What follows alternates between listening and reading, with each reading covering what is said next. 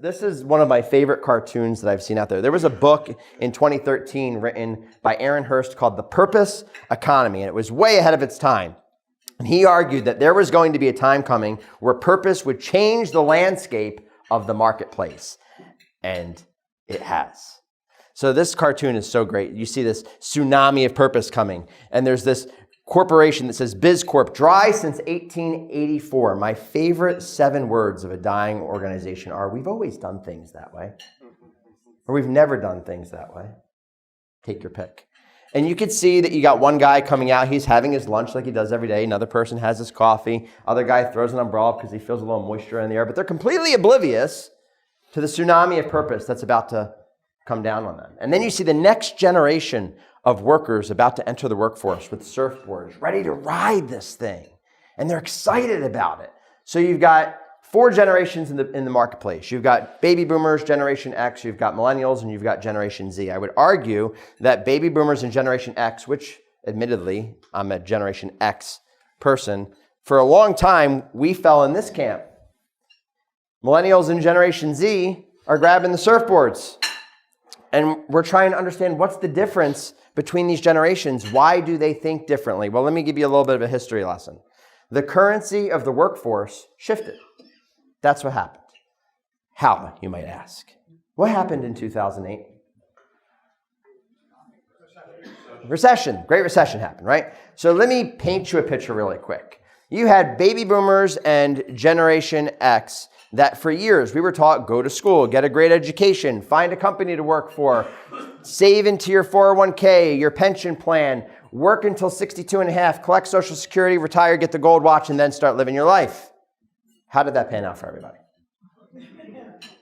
Not very well, right? So millennials and Generation Z were watching this life that we were living, working 40, 50, 60, 70, 80 hours a week, not being home at the kitchen table, not being at the soccer game, not being at the dance recital, not being where we should be to fulfill our purpose as parents and spouses because we were so consumed in our work building our nest egg. And overnight, they watched half of it fall apart. They watched the homes that they grew up in foreclose in. They watched their grandparents who had just gone into retirement have to go back to work. And they said, I'm not going to do that. So there was a rewiring that happened where all of a sudden time and money shifted. We valued, as a generation, money more than our time. So here's the thing.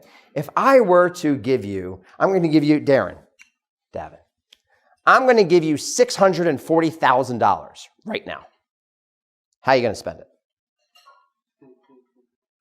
Cash, right now. How are you spending it? You'd put it in your business. You're sure about that? Final answer? Yeah. Phone a friend? Final answer. Final answer, okay. Now, that $640,000 that I just gave you is the only money that you now have for the rest of your life to live on. You can't compound it. There's no interest. You can't invest it. It is literally all you now have for the rest of your life. You can't earn another dime. Now, how are you spending it? Carefully. Carefully. Well, here's the thing. Do you know that on average, we've got about 640,000 hours of our life that we spend in our work?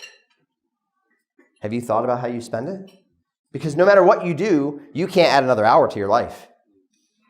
See, this is what we did.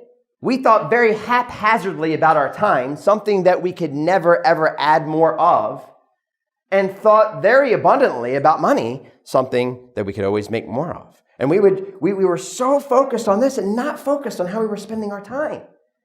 And you can't get that back.